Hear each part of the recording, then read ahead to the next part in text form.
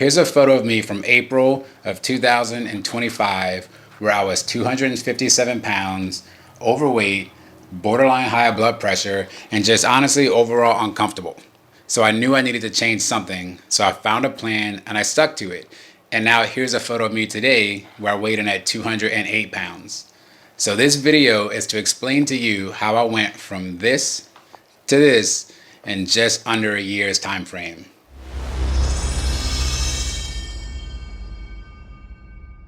So let's start at the beginning. I knew I was overweight. I knew I needed to lose some weight. I just needed to find the way to do it.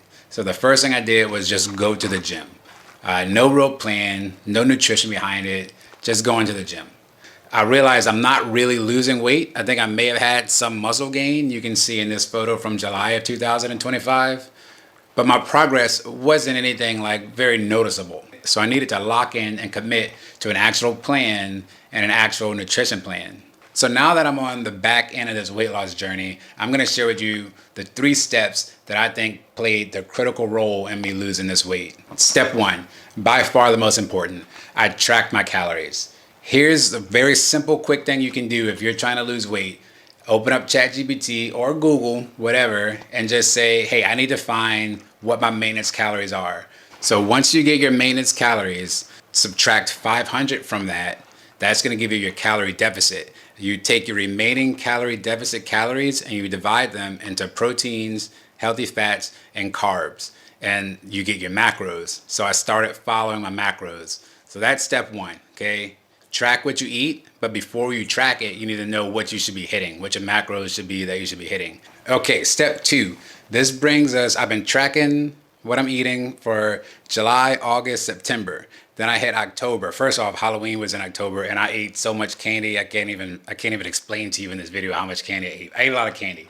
But October is where I started to see a real change, and that's because I started endurance training. So that's my second tip, is to use endurance training with strength training. I really started to notice a difference from step 2. So here's a photo of me from October, a couple weeks into implementing the running with the nutrition tracking and with strength training. All right, the last step for this is step 3, and that is commitment. I had to really change my relationship with food. I had to stop eating for comfort or out of boredom, and I really started looking at food as fuel. And when you're tracking your macros, you really get that because you need X amount of fat to be able to recover fully, protein to recover and feed your muscles, carbohydrates for energy, especially when you're running and doing long distances or any sort of endurance training. And I really started looking at it as like, oh man, I need to get this food in me. And I really saw this highlighted with me and my wife were out this past Saturday at this Fanatics Flag Football Classic, which I think it's called. It's new. It was in LA. It was pretty dope. Jalen Hurts was there. Go Birds. And then we were just at the stadium, and there's nothing but nachos and hot dogs and beer and all these kinds of things. So I held off and I didn't eat, but it was just this feeling in me. I was like, I can't wait to get home and eat my Dave's organic bagel dipped in some olive oil. It really made me start to realize how I look at food almost as like medicine. Like I need my medicine and I need the things that I normally eat that my body's used to. I'm at the point where I've locked in to my commitment with nutrition, and food is no longer about pleasure. Food is just about helping me to reach my ultimate goals. So with the commitment, I know I'm talking about eating healthy foods and not eating burgers and stuff like that, but commitment doesn't mean that you can never touch these things. Maybe every week, sometimes every other week, my wife and I will go out and we'll get dinner and I'll eat something like reasonable, but not necessarily something that's in my day-to-day routine meal prepping. The important part about this is that you just account for it. You don't want to go out and eat like half of a pizza and then still pretend like you still have like 100 grams of carbs left, because that's definitely depleted from half that pizza or nearly depleted. So it's just important. You don't have to be perfect every day. I wasn't perfect every day. Thanksgiving, I ate Thanksgiving food for like 3 days. Christmas, the same thing. So these things are going to come around, and you don't want to just like deprive yourself of everything, because that's going to put you in a spot that's not sustainable. Like I will eat pizza. I will eat donuts. I had a donut 3 days ago or something. It's just about stacking consecutive days. And then if you do slip up and you do eat something, just account for it. Just don't pretend like it didn't happen and then pretend like you still have your full calories for the day to eat because you didn't deplete some of them already. You just got to track it. So those 3 steps are just a very quick synopsis for this quick video on how I lost the weight.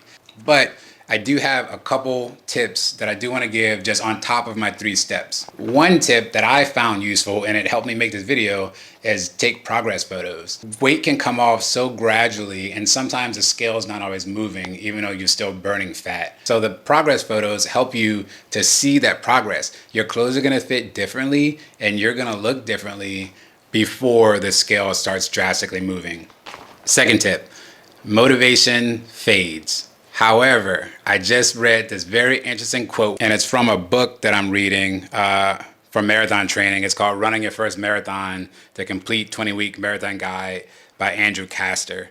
But there's a quote in this book that was super interesting to me while I was kind of like developing the stuff for this video. And it says, people often say that motivation doesn't last. Well, neither does bathing. That's why we recommend it daily. Which is hilarious. And it's so true. And it changed that perspective for me, right? You can't be telling people don't get motivated because motivation is not going to work. It's the same thing as taking a bath. That's one bath isn't going to last you for a lifetime, right? So you should find ways to motivate yourselves daily. And that really flipped a switch in me because I do that. I don't get up every day and be like, okay, well, this is just what I have to do. You got to have a reason to do it. You're not going to just do it just because it needs to get done. My reason is because I thought there would never be a time in life where I almost had a 6-pack. I don't fully have a 6-pack, but I almost do. I never thought there'd be a time in life where I was training for a marathon or that I would ever have run and finished a half marathon. So I do it for the doubt that used to be in the back of my head, and I want to keep that out. One last final bonus tip, and I'll wrap this video up. We're currently going through Lent. For Lent, I decided to give up alcohol. So that was, Ash Wednesday was February 18th. Today is March 23rd. So it's been over 4 weeks since I had any sip or glimpse or taste of alcohol. And I'd say I noticed a difference in my performance, and my energy, and my workouts, and my runs, and my recovery.